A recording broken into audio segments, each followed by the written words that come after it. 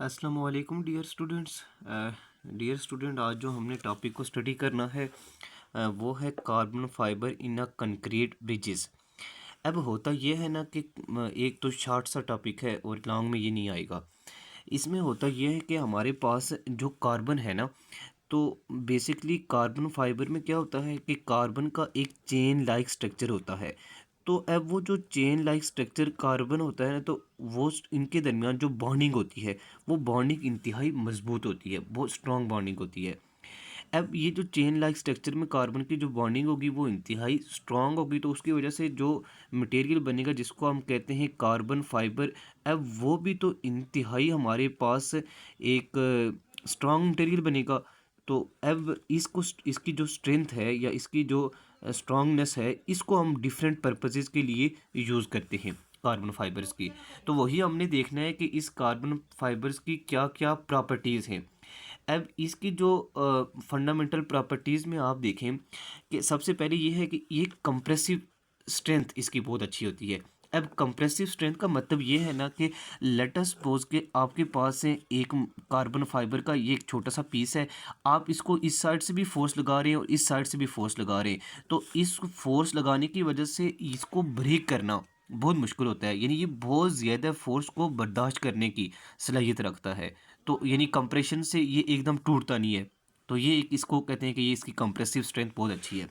अब इसके बाद ये है कि इसकी टेंसाइल स्ट्रेंथ भी बहुत अच्छी है। टेंसाइल स्ट्रेंथ का मतलब ये है कि अगर मेरे पास ये कार्बन फाइबर का एक पीस है, मैं इसको फोर्स आउटवर्ड लगा रहा हूँ, यहाँ से भी आउटवर्ड लगा रहा हूँ और यहाँ से भी आउटवर्ड लगा रहा हूँ, तो ये जो फोर्सेज हैं जो मैं आउटवर्ड लगा रहा हूँ, इस फोर्स की वजह से भी इसको ब्रेक करना काफ़ी मुश्किल होता है। यानी बहुत ज़्यादा फोर्स चाहिए होती है इसको ऐसे एलोंगेट करके इसको तोड़ना। तो जैसे हमारे पास एक रबड़ होती है ना, तो उसमें हम इजीली उसको मतलब फोर्स लगाकर ऐसे बाय आउटवर्ड फोर्स लगाकर हम इसको तोड़ सकते हैं, लेकिन इसको ऐसे तोड़ना क्या होता है कि मुश्किल होता है। तो ये एक चीज़ रही याद रहे, ये टेंसाइल स्ट्रेंथ होती है इसकी। इसके बाद अलास्टिक मॉडुलस।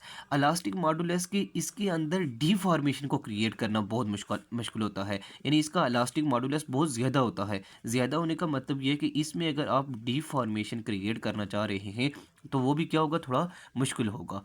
तो ये भी इसकी एक अच्छी प्रॉपर्टी है कि ये हम फर्दर अपने कंस्ट्रक्शन मटेरियल में यूज़ करेंगे तो ये प्रॉपर्टी भी हमारे पास यूज़ होगी। उसके बाद केमिकली स्टेबल है। केमिकली स्टेबल का मतलब ये है कि ये किसी और मटेरियल के साथ केमिकली रिएक्ट नहीं करता। तो अब जैसे मैं आपको एग्जांपल दूं कि ये हमारे पास एक कार्बन फाइबर का पीस था, तो जब ये केमिकली किसी और मटेरियल के साथ रिएक्ट ही नहीं करेगा, तो उसकी वजह से ये जो कोरोजन वगैरह है ना, जैसे जंग लगना वगैरह, ये चीज़ें नहीं होंगी, क्योंकि ये तो बेसिकली केमिकल रिएक्शन की वजह से होता है। तो ये तो केमिकल रिएक्शन किसी के साथ करता ही नहीं है, इस वजह से इसको कोरोजन वगैरह ओरियन इन चीज़ों से इसका कोई फ़र्क नहीं पड़ने वाला। तो ये देखें केमिकली स्टेबल है, ये इसकी एक और प्रॉपर्टी है। फिर ये है कि एब्रेशन रेजिस्टेंस मीन इसको वियर एंड टीयर, मतलब वियर एंड टीयर नहीं होता, ये इसकी एक और बहुत इंपॉर्टेंट प्रॉपर्टी है। अब इसका मतलब ये है कि जैसे हमारी गाड़ियों के टायर होते हैं ना, तो वो चलने की वजह से आपने देखा कि घुस जाते हैं। तो अब ये जो घिस जाते हैं, ये प्रॉपर्टी इसके अंदर नहीं है, यानी कि ये वियर एंड टीयर नहीं होता, तो जाहिर सी बात है इसकी वजह से जो उसकी इसकी ड्यूरेशन है या इसकी जो लाइफ टाइम है वो बढ़ जाता है। तो ये भी इसकी एम प्रॉपर्टी है कार्बन फाइबर की। अब रिड्यूस्ड श्रिंकेज क्रैक्स है, ये जो श्रिंकेज क्रैक्स हैं उसको भी रिड्यूस करता है।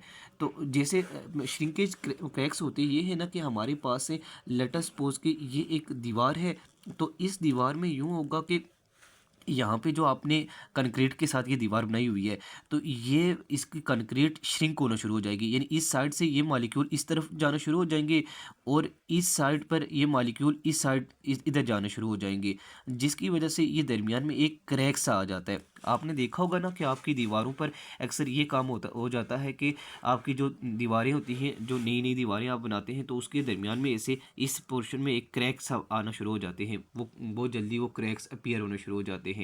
तो इसको कहते हैं कि वो श्रिंकेज क्रैक्स होते हैं। बेसिकली ये क्रैक्स होते हैं इस वजह से कि जो आपका वाटर होता है ना वो एवोपरेट होना शुरू हो जाता है।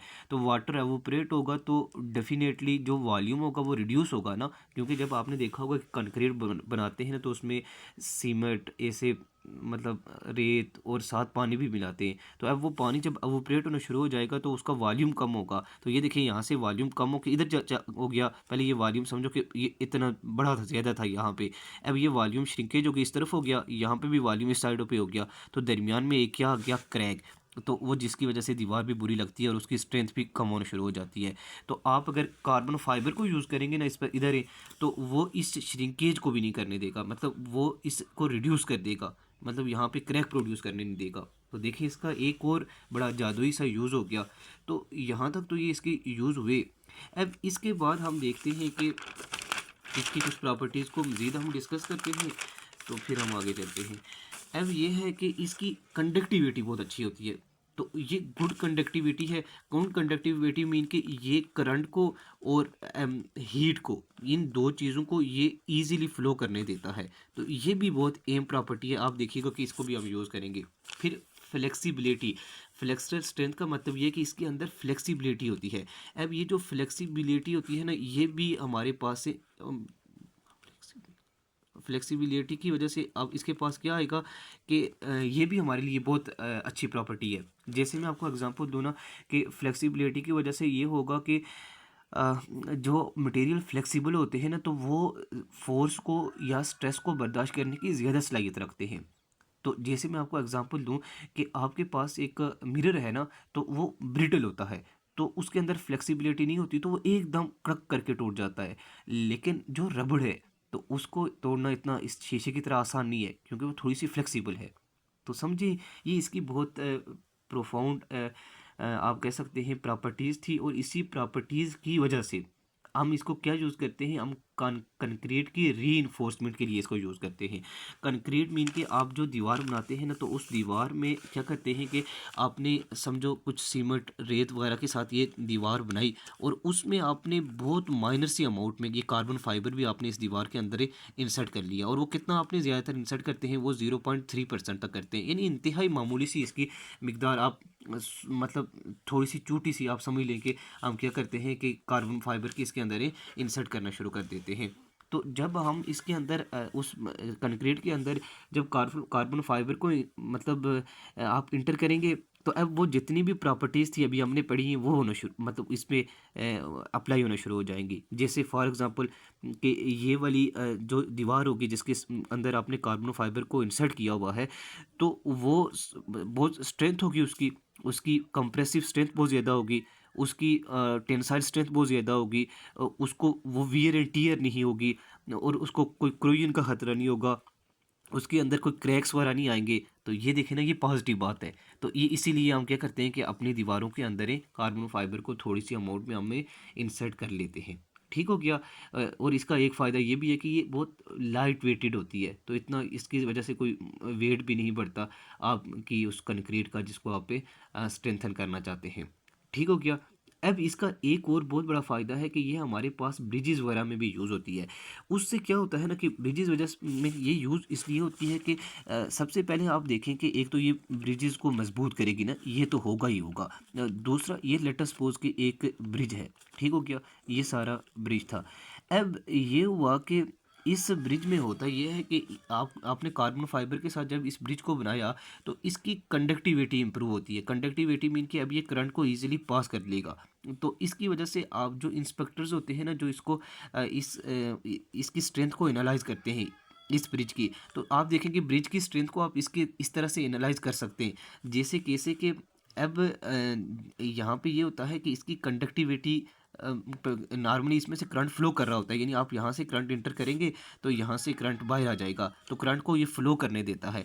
लेकिन अगर दरमियान में अल्लाह ना करे कि कुछ थोड़ा सा ऐसा क्रैक आ जाए इसके अंदर, ब्रिज के अंदर, तो अब देखें कि उससे ब्रिज के अंदर अगर क्रैक आ गया, तो अब वो क्रैक आपको नज़र भी नहीं आ रहा, कहीं इंटरनल क्रैक है। तो होगा क्या कि अब जब आप इसके अंदर करंट को गुजारेंगे ना, तो ये देखें कि दरमियान में एक जैसे एक रेजिस्टेंस आ गई। रेजिस्टेंस इस वजह से आ गई कि क्योंकि अब यहाँ पे करंट को फ्लो करने का वो पाथ नहीं मिलेगा ना, क्योंकि जब क्रैक आया, क्रैक आने का मतलब ये है कि लेट अस सपोज कि अब ये मटेरियल और ये मटेरियल दो एक दूसरे से अलग अलग हो गए, तो अब यहाँ से करंट पास से नहीं होगा। करंट पास नहीं होगा तो यानी रेजिस्टेंस क्या हो जाएगी, बहुत ही ज़्यादा, करंट को यहाँ से पास करने में मुश्किल होगी। क्योंकि दरमियान में खाली जगह आ गई है, क्रैक आ गया है। तो अब रेजिस्टेंस इंक्रीज़ होगी तो करंट पास नहीं करेगा, तो वहाँ से हम एकदम एनालाइज कर लेंगे कि दरमियान में कुछ ना कोई क्रैक आ गया है। तो वो क्रैक आ गया है क्योंकि करंट पास नहीं हो रहा, तो वहाँ से जब आप एनालाइज करेंगे तो आप वहाँ पे ऐलान करेंगे कि अब यहाँ पे इस ब्रिज से कोई नहीं गुजर सकता क्योंकि इसके टूटने के खतरे हो गए हैं। ज़ाहिर सी बात है, क्रैक है तो कोई भारी गाड़ी उसमें से गुजरेगी तो ज़ाहिर सी बात है वो टूट सकता है। तो उस तरह से हम देखिए एनालाइज करके हम लोगों की जानों को भी बचा सकते हैं इसके ज़रिए। तो ये इसके कुछ यूजेस थे, होपफुली आपको समझ आ गई होगी। कुछ क्वेश्चन हो, क्यूरी हो, आप कमेंट्स में पूछ सकते हैं, या व्हाट्सएप ग्रुप में है उसमें आप इसको पूछ सकते हैं। तो बहुत शुक्रिया आपकी तवज्जो का।